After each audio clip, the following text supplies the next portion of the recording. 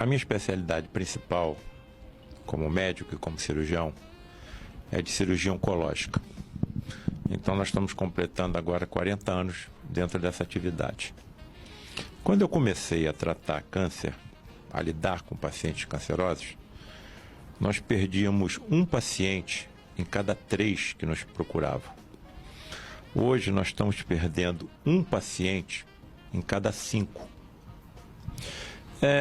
Na evolução da compreensão da doença, evidentemente está a resposta para essa melhoria em relação aos nossos resultados. E essa melhoria não está em relação aos procedimentos cirúrgicos, porque os cirurgiões já foram aonde eles poderiam ter ido. Não dá para tirar mais do paciente durante as nossas cirurgias. Então, a grande esperança que eu vejo é na oncologia clínica, principalmente numa coisa chamada compreensão da biologia molecular da doença. Nós hoje estamos estudando cada tumor que nós operamos, proteína por proteína, molécula por molécula e átomo por átomo. E estamos identificando vários subgrupos que, quando eu comecei a tratar essa doença, nós não desconfiávamos que eles existiam. E eu encontro hoje respostas para, por exemplo, quando eu cuido de 2 pacientes com o mesmo tipo de tumor, com a mesma localização, com a mesma idade, com o mesmo tratamento, e esses 2 pacientes apresentam um comportamento de resposta ao nosso tratamento completamente diferente. Por que isso acontece? Porque apresentam biologias moleculares diferentes um do outro. Certo. Então a medicina está caminhando nesta compreensão.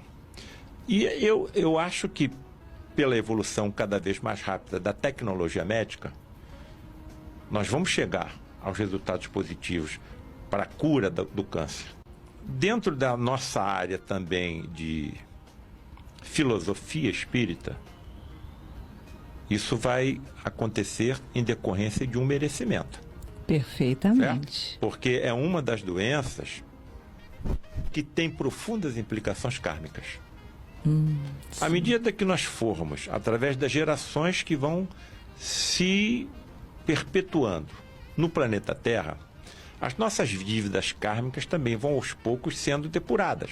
Perfeito. E nós vamos adquirindo o merecimento para termos resoluções dessas graves doenças como o câncer, que acomete 50% da humanidade vai ter câncer, de forma clínica ou de forma subclínica. Nós vamos adquirindo esse merecimento, então o plano espiritual que nos comanda, que nos governa, vai compreendendo o nosso merecimento e vai encaminhando ao nosso seio, através das encarnações, espíritos evoluídos, prontos para trazerem essas melhorias. Existe um ditado que eu me prendo sempre a ele. Nem todos os exércitos do mundo podem impedir uma verdade quando chega o momento dela surgir. Quando surgir esta verdade, ninguém vai poder impedir que ela evolua e seja do conhecimento de todos. Então, ao limite, à medida que nós formos evoluindo, essas verdades surgirão fatalmente. Como surgiram em toda a história da humanidade. Em toda a história da humanidade foram ocorrendo acontecimentos dados pela ciência como ocasionais e que nós sabemos que o acaso não existe.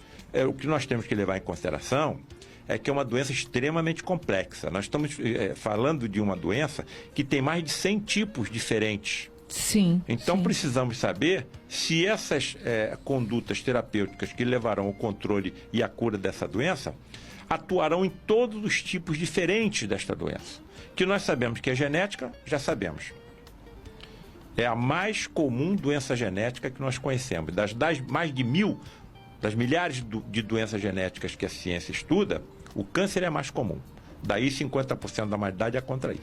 E se nós conseguimos controlar pelos mecanismos que estão surgindo os defeitos genéticos que levam ao aparecimento do câncer e que já estão sendo feitos até dentro do ventre materno, Que maravilha. A estrada está pronta para que nós alcancemos a cura definitiva. Se nós conseguirmos detectar nos genes que estão formando um embrião os defeitos que levam ao câncer dito que já nasce com aquela criança, ele pode ser corrigido antes que a criança nasça.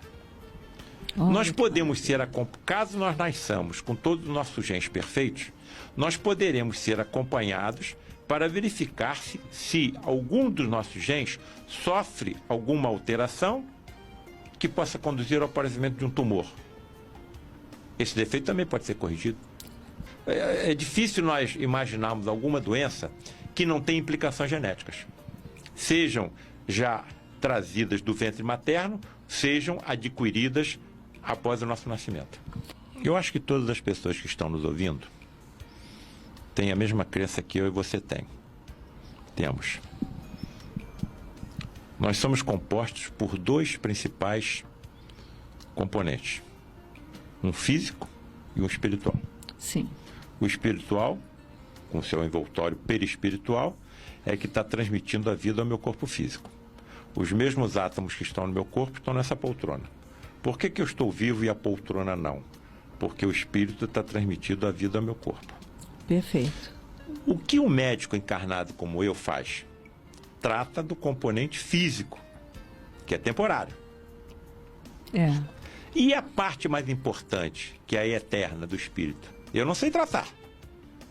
Eu não posso deixar de perceber, de acreditar que nenhum médico está sozinho. Nem os que não acreditam, nem os que não creem. Porque enquanto nós estamos cuidando da parte física, da parte material, nós estamos acompanhados por outros esculápios espirituais que já desencarnaram, mas continuam atuando como médicos e que estão atuando na parte espiritual dos nossos enfermos. Eu coloco no meu livro A Face Oculta da Medicina, com muita tranquilidade, que muitos dos sucessos que nós médicos encarnados conseguimos com nossos pacientes, não conseguiríamos sem essa ajuda. E são tão humildes que não deixam que nós percebamos essa ajuda. Quer dizer, o crédito fica todo sobre nós, que nós não teríamos se não tivesse a sua ajuda em ponderal. Eu, quando desencarnar, peço a Deus de joelhos, que assim como eu sou ajudado por esses colegas dos planos invisíveis, que os meus pobres sentidos não percebem ajuda, me deixa ajudar algum outro médico em algum recanto da Terra, da mesma forma que eu estou sendo ajudado hoje. Qual é a informação que os nossos amigos dos outros planos estão nos dando? Que os tumores são aspiradores das impurezas do espírito, que estão gravadas no perispírito. E como é que essas impurezas foram parar lá, em vidas passadas? Pelo aquilo que nós fazemos, pelo aquilo que nós falamos e pelo aquilo até que nós pensamos. Isso é fatal, é matemático.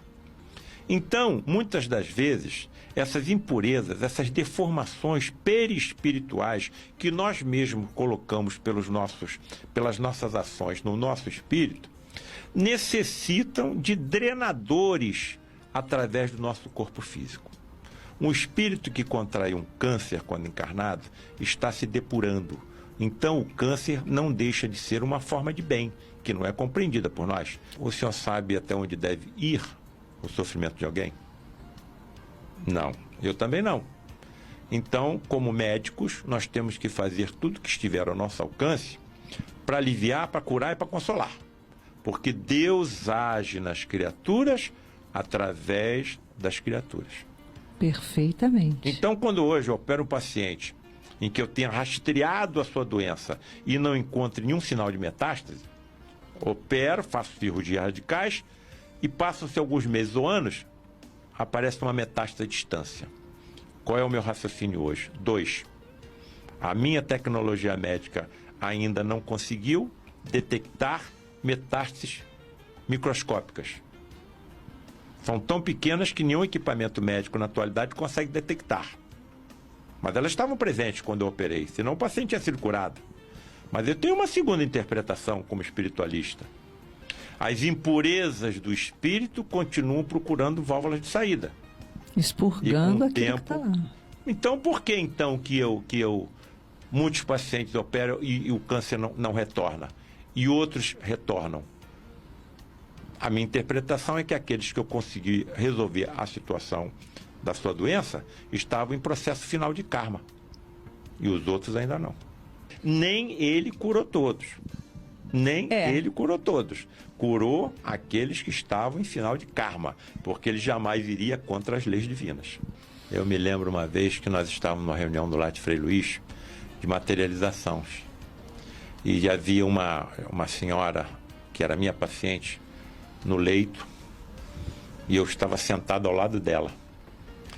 E um médico, que é o líder dos médicos da Falange de Frei Luís, chamado João Pedro, se apresentou materializado pela ectoplasmia de um médium de efeitos físicos e começou a tratá-la. De repente, ele começou a conversar com uma outra entidade que nós não víamos, mas ouvíamos a voz, pelo fenômeno da voz direta. Sim. Só que eles estavam conversando fluentemente em inglês. E o médium só falava português. Então eu estava diante de um fenômeno que nós conhecemos como xenoglossia. Sim. A velocidade do diálogo entre aquelas duas entidades era tão rápida que eu, no meu próprio inglês, mal estava conseguindo acompanhar. Mas havia uma palavra que as duas entidades repetiam insistentemente. Wonderful, wonderful, wonderful. E eu cá comigo. O que pode haver de tão maravilhoso numa paciente que está com câncer de mama com metástases ósseas disseminadas, em fase terminal? Tá? Muito bem, fiquei na minha humildade, calado, aguardando que a paciente tivesse terminado seu tratamento. Ela faleceu pouco tempo depois, mas eu sempre fiquei com aquela indagação na mente. Acabei sendo esclarecido por Frederic von Stein, outro dos médicos, do principal médico que atua no Lar de Frei Luís. E ele falou: Frederic, o que havia de tão maravilhoso naquela paciente que João Pedro e a outra entidade que se manifestava pelo fenômeno da voz direta tanto elogiavam? E ele respondeu: eles estavam elogiando a forma como ela estava aceitando a sua doença. Ela não estava blasfemando contra Deus, ela não estava acusando os médicos, ela estava humildemente aceitando todos os tratamentos que eram propostos. E aquilo estava trazendo um grande benefício para o seu espírito. Olha que lição.